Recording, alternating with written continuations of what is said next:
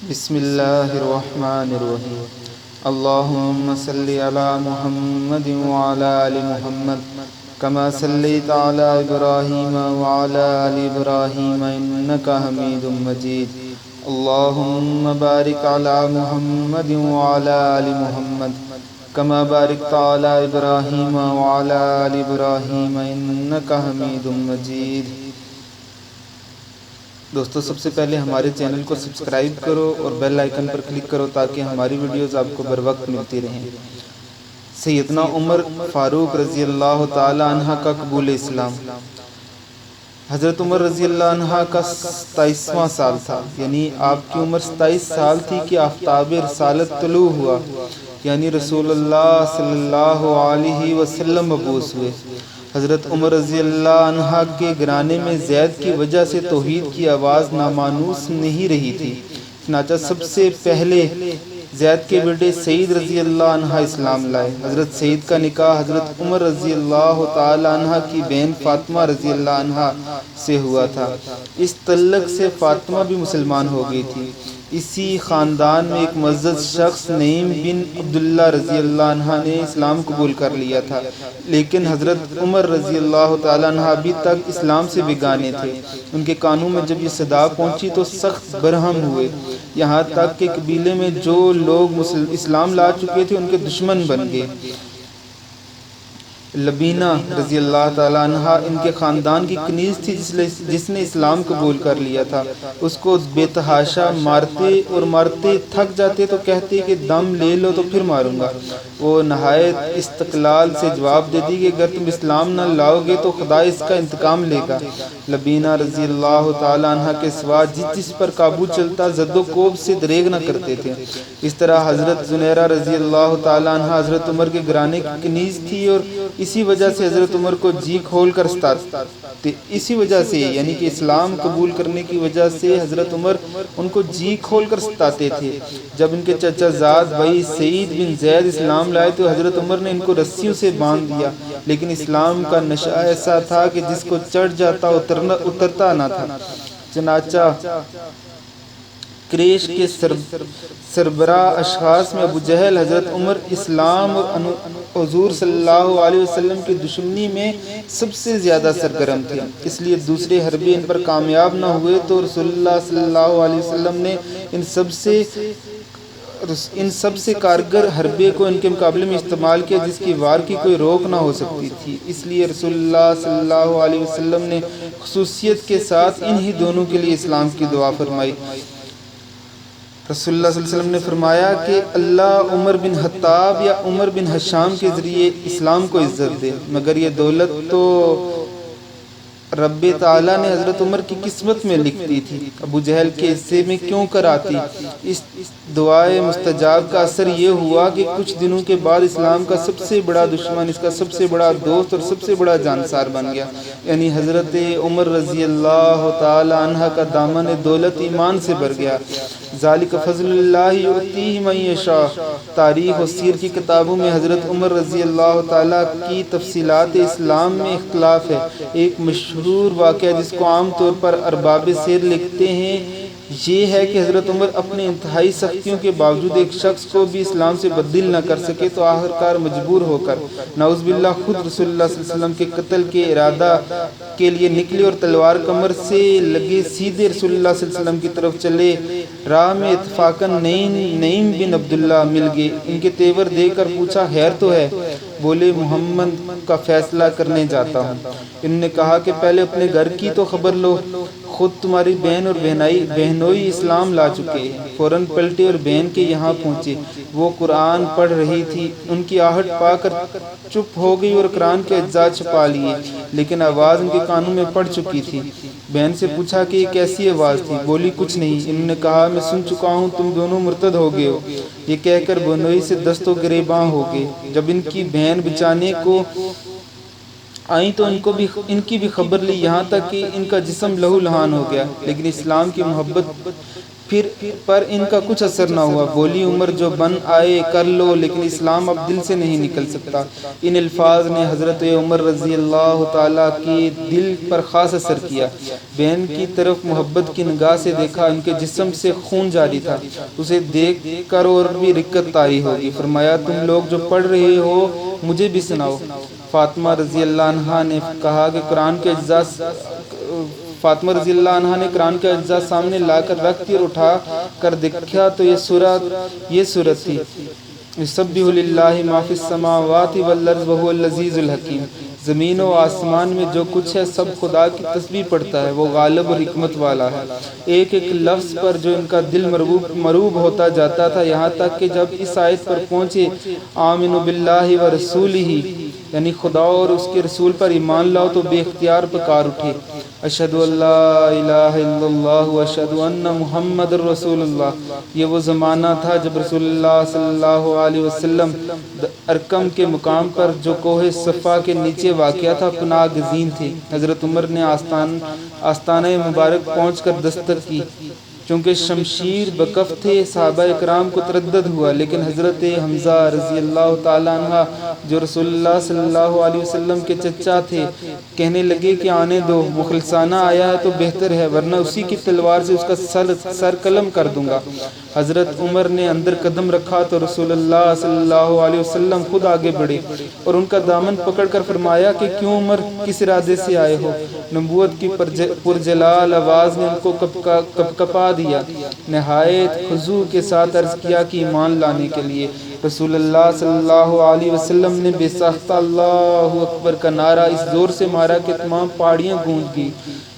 یہی روایت تھوڑے تغیر کے ساتھ حضرت انس رضی اللہ عنہ سے مروی ہے۔ دونوں میں فرق صرف اس قدر ہے کہ پہلے میں سورہ حدید کی آیت سبح للہ ما فی السماوات والارض ہے، دوسرے میں سورہ طٰہٰ کی آیت اننی انا اللہ لا الہ الا انا فاعبدونی واقیموا الصلاۃ للذکر۔ میں ہوں خدا، کوئی نہیں معبود لیکن میں، تو مجھ کو پوجو اور میری یاد کے لیے نماز کھڑی کرو۔ جب اس آیت پر پہنچے تو بے اختیار لا الہ الا اللہ پکار اٹھے اور در اقدس پر حاضری کی درخواست کی۔ مسند احمد میں ایک روایت خود حضرت عمر رضی اللہ عنہ سے مروی ہے۔ حضرت عمر رضی اللہ عنہ فرماتے ہیں کہ ایک سب میں رسول اللہ صلی اللہ علیہ وسلم کو چھیڑنے نکلا، ایک روز میں رسول اللہ صلی اللہ علیہ وسلم کو چھیڑنے نکلا۔ آپ صلی اللہ علیہ وسلم بڑھ کر مسجد میں داخل ہو گئے اور نماز شروع کر دی، جس میں آپ صلی اللہ علیہ وسلم نے سورہ الحاقہ تلاوت فرمائی۔ میں کھڑا سنتا رہا اور قرآن کے نظم و اسلوب سے حیرت میں تھا۔ دل میں کہا جیسے قریش کہا کرتے تھے، خدا کی قسم یہ شاعر ہے۔ ابھی یہ خیال آیا ہی تھا کہ آپ نے یہ آیت پڑھی انہ لقول الرسول کریم وما هو بقول شاعر۔ یہ ایک بزرگ قاصد کا کلام ہے، یہ کسی شاعر کا کلام نہیں۔ تم بہت کم ایمان رکھتے ہو۔ میں نے کہا یہ تو کاہن ہے، یعنی کہ میرے دل کی باتوں کو جاننے والا، میرے دل کی بات جان گیا ہے۔ اس کے بعد یہ آیت پڑھی وَلَا بِقَوْلِ كَاهِنٍ قَلِيلًا مَا تَذَكَّرُونَ، تنزیل من رب العالمین۔ یہ کاہن کا کلام بھی نہیں، تم بہت کم نصیحت پکڑتے ہو، یہ تو جہانوں کے پروردگار کی طرف سے اترا ہے۔ آپ نے یہ سورت آخر تک تلاوت فرمائی اور اس کا سن کر اسلام میرے دل میں پوری طرح گر گیا۔ چونکہ وہ مستقل مزاج اور پختہ کار تھے، اس لیے انہوں نے اسلام کا اعلان نہیں کیا، بلکہ اس اثر کو شاید وہ روکتے رہے۔ لیکن اس کے باوجود جب ان کی بہن کا واقعہ پیش آیا اور قرآنی آیات پر نظر پڑی جس میں توحید کی نہایت مؤثر دعوت تھی، تو دل پر قابو نہ رہا اور بے اختیار کلمہ توحید پکار اٹھے۔ در اقدس پر حاضری کی اور حاضری کی درخواست کی۔ حضرت اسلم کہتے ہیں کہ ہم سے حضرت عمر رضی اللہ تعالیٰ عنہ نے فرمایا کیا تم لوگ چاہتے ہو کہ میں اپنے ابتدائے اسلام کا قصہ بیان کروں؟ ہم نے کہا جی ضرور۔ آپ نے فرمایا میں حضور کے بڑے دشمنوں میں سے تھا۔ صفا پہاڑی کے قریب ایک مکان میں حضور تشریف فرما تھے۔ میں آپ کی خدمت میں حاضر ہوا اور آپ صلی اللہ علیہ وسلم کے سامنے بیٹھ گیا۔ آپ صلی اللہ علیہ وسلم میرا گریبان پکڑ کر فرمایا اے خطاب کے بیٹے مسلمان ہو جا، ساتھ ہی یہ دعا کی کہ اے اللہ اسے ہدایت عطا فرما۔ میں نے فوراً کہا اشہدو اللہ الہ الا اللہ و اشہدو انک رسول اللہ۔ فرماتے ہیں کہ میرے اسلام لاتے ہی مسلمانوں نے اتنی بلند آواز سے تکبیر کہی جو مکہ کی تمام گلیوں میں سنائی دی۔ حضرت عمر کے مسلمان ہو جانے سے اسلام کی تاریخ میں ایک نیا دور شروع ہو گیا۔ اس وقت 40 یا اس سے کچھ کم و بیش آدمی دائرہ اسلام میں داخل ہو چکے تھے، لیکن وہ نہایت بے بسی و مجبوری کے عالم میں تھے۔ اعلانیہ فرائض مذہبی ادا کرنے تو درکنار، اپنے آپ کو مسلمان ظاہر کرنا بھی خطرے سے خالی نہ تھا، اور کعبے میں نماز پڑھنا تو بالکل ناممکن تھا۔ حضرت عمر رضی اللہ تعالی عنہ کے اسلام لانے سے دفعتاً حالت بدل گئی۔ انہوں نے اعلانیہ اپنے اسلام کا اظہار کیا۔ صرف اتنا ہی نہیں بلکہ مشرکین کو جمع کر کے بآواز بلند اپنے ایمان کا اعلان کیا۔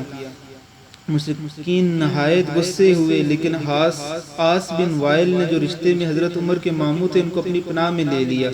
حضرت عمر قبول اسلام سے پہلے اپنی آنکھوں سے مسلمانوں کی مظلومیت کا تماشا دیکھتے تھے، اس لیے شوق مساوات نے انہیں اسے پسند نہ کیا کہ وہ اسلام کی نعمت سے شرفیاب تو ہونے کے بعد عاص بن وائل کی حمایت کے سارے اس کے نتائج سے محفوظ رہے، اس لیے انہوں نے پناہ قبول کرنے سے انکار کر دیا اور برابر ثبات و استقامت کے ساتھ مشرکین کا مقابلہ کرتے رہے، یہاں تک کہ مسلمانوں کی جماعت کے ساتھ برابر جا کر کعبے میں نماز ادا کی۔ یہ پہلا موقع تھا کہ حق باطل کے مقابلے میں سربلند ہوا، اور حضرت عمر کو اس کا صلہ دربار نبوت سے فاروق کا لقب مرحمت ہوا، یعنی کہ رسول اللہ صلی اللہ علیہ وسلم نے اسی موقع پر آپ کو فاروق کا لقب دیا۔ حضرت عمر 7 ہجری میں اسلام لائے اور 1390 میں ہجرت ہوئی۔ اس طرح گویا انہوں نے اسلام لانے کے بعد تقریباً 6-7 برس تک قریش کی مظالم برداشت کیے۔ جب مسلمانوں کو مدینے کی جانب ہجرت کی اجازت ملی تو حضرت عمر بھی اسی سفر کے لیے آمادہ ہوئے۔ ہجرت کرنے والوں کو قریش مکہ کی سخت مزاحمت کا مقابلہ کرنا پڑا۔ حضرت عمر کا بیان ہے کہ حضرت عیاش بن ربیعہ اور حضرت حشام صحابی بھی ان کے ساتھ مدینے چلنے کو تیار ہوئے تھے۔ حضرت عیاش تو روانگی کے وقت جائے مقررہ پر پہنچ گئے، مگر حشام کے بارے میں کفار کو خبر لگ گئی، ان کو قریش نے قید کر دیا۔ حضرت عیاش مدینہ جا پہنچے کہ ابو جہل ماں اپنے بھائی حارث کے مدینے پہنچا۔ عیاش ان کے چچیرے بھائی تھے اور تینوں کی ماں ایک ہی تھی۔ ابو جہل و حارث نے کہا کہ تمہاری والدہ کی بری حالت ہو رہی ہے، اس نے قسم کھا لی ہے کہ عیاش کا منہ دیکھے تک نہ سر میں کنگھی کروں گی اور نہ سائے میں بیٹھوں گی، اس لیے بھائی تم چلو اور ماں کو تسکین دے کر آ جانا۔ عمر فاروق رضی اللہ نے کہا کہ عیاش مجھے تو فریب معلوم ہوتا ہے، تمہارے ماں کے سر کوئی جوں پڑ گئی تو وہ خود ہی کنگھی کر لے گی، اور مکہ کی دھوپ نے ذرا خبر لی تو خود ہی سائے میں جا بیٹھے گی۔ میری رائے تو یہ ہے کہ تم کو جانا نہیں چاہیے۔ عیاش بولے کہ نہیں، میں والدہ کی قسم پوری کر کے واپس آ جاؤں گا۔ حضرت عمر فاروق رضی اللہ تعالیٰ عنہ نے فرمایا اچھا، اگر یہی رائے ہے تو سواری کے لیے میرا ناکہ لے جاؤ، یہ بہت تیز رفتار ہے، اگر راستے میں ذرا بھی ان سے شبہ گزرے تو تم اس ناکہ پر بآسانی ان کی گرفت سے بچ کر آ سکو گے۔ حضرت عیاش نے ناکہ لے لیا، یہ تینوں چل پڑے۔ ایک روز راہ میں مکہ کے قریب ابو جہل نے کہا بھائی ہمارا اونٹ تو ناکہ کے ساتھ چلتے چلتے رہ گیا، بہتر ہے کہ تم مجھے اپنے ساتھ سوار کر لو۔ عیاش بولے بہتر ہے۔ جب عیاش نے ناکہ بٹھایا تو دونوں نے انہیں پکڑ لیا اور مشقیں کس لی اور مکہ میں اس طرح داخل ہوئے۔ یہ دونوں بڑے فخر سے کہتے تھے کہ دیکھو کہ بیوقوفوں اور احمقوں کو اس طرح سزا دیا کرتے ہیں۔ اب عیاش کو بھی حشام کے ساتھ قید کر دیا گیا۔ جب نبی کریم صلی اللہ علیہ وسلم مدینہ پہنچ گئے تو تب حضور کی تمنا پوری کرنے کے لیے ولید بن مغیرہ مکہ آئے اور قید خانے سے دونوں کو راتوں رات نکال کر لے گئے۔ اللہم صلی علی محمد وعلی آل محمد کما صلیت علی ابراہیم وعلی آل ابراہیم انک حمید مجید۔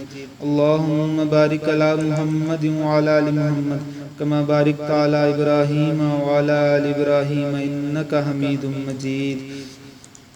کسی شاعر نے کیا خوب لکھا تھا کہ رہبر عمر مرشد عمر، آقا عمر مولا عمر، برتر عمر بالا عمر، اعلیٰ عمر اولا عمر، ذات نبی پاک پر سو جان سے شیدا عمر، ایمان میں ایقان میں احسان میں یکتا عمر، ماں بعد ختم المرسلی کوئی نبی اٹھنا نہیں، یہ سلسلہ چلتا اگر تو ایک نبی ہوتا عمر، باد بہاری کی طرح گزرا عراق و روم سے، ابر کرم بن کر اٹھا ایران پر برسا عمر۔ آقا میرے صدیق بھی، آقا میرے عثمان بھی، ایک طرف مولا علی ہیں ایک طرف مولا عمر۔ اللہ تعالی ہم سب کو صحابہ کرام کے رستے پر چلنے کی توفیق عطا فرمائے۔